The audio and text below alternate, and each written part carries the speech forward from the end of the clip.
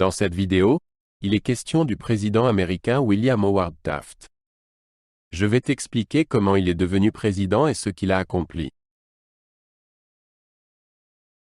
William Howard Taft est né le 15 septembre 1857 à Cincinnati, dans l'Ohio.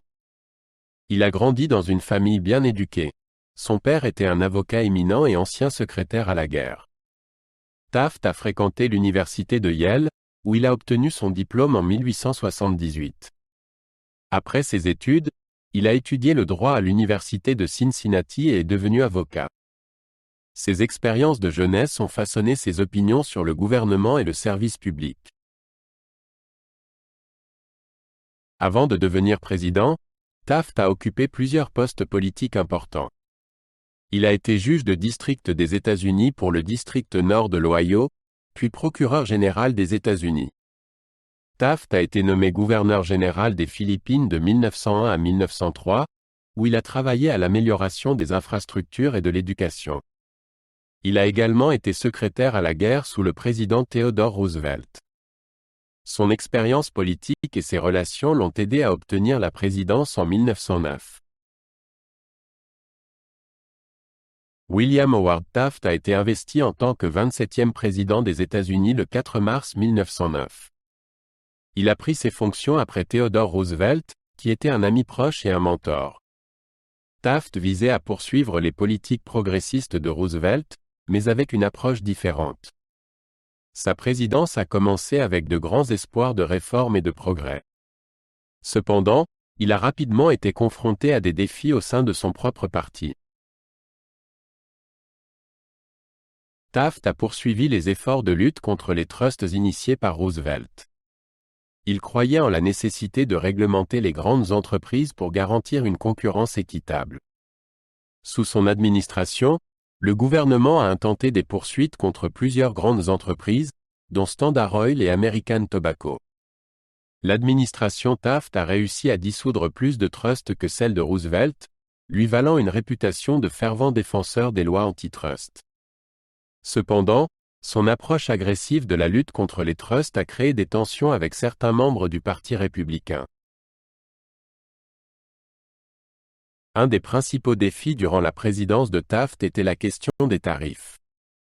La loi tarifaire Payne-Aldrich de 1909 visait à réduire les tarifs, mais a finalement maintenu des taux élevés sur de nombreux produits.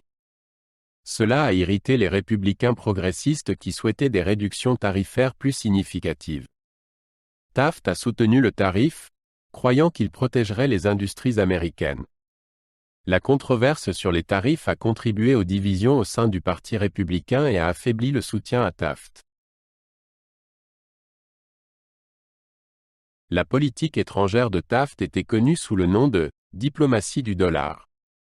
Il croyait que les États-Unis pouvaient promouvoir leurs intérêts à l'étranger en encourageant les entreprises américaines à investir dans des pays étrangers.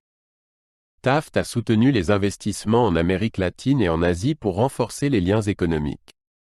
Il visait à utiliser le pouvoir économique pour atteindre des objectifs diplomatiques plutôt que la force militaire. Cependant, cette approche a été critiquée et n'a pas toujours été couronnée de succès. La présidence de Taft s'est également concentrée sur la conservation et la gestion des ressources naturelles. Il a établi plusieurs parcs nationaux et monuments pour protéger l'environnement. Taft a créé le Bureau des mines pour superviser les ressources minérales du pays et promouvoir la conservation. Il croyait en l'équilibre entre le développement économique et la protection de l'environnement. Ces efforts ont contribué à poser les bases des futures politiques de conservation. William Howard Taft est reconnu pour son engagement en faveur de la lutte contre les trusts et de la conservation. Sa présidence a été marquée par des réalisations significatives, mais il a également été confronté à des défis qui ont divisé le Parti républicain. Le soutien de Taft à la loi tarifaire Payne-Aldrich et son approche de la politique étrangère ont reçu des critiques mitigées. Bien qu'il ait eu du mal à maintenir l'élan progressiste de son prédécesseur, ses contributions aux lois antitrust et à la conservation sont encore reconnues aujourd'hui. L'héritage de Taft reflète les complexités du leadership à une époque de changement aux États-Unis. Après avoir quitté la présidence en 1913, Taft est retourné à la vie privée mais est resté actif dans le service public. Il est devenu professeur de droit à l'université de Yale et a écrit abondamment sur des questions juridiques.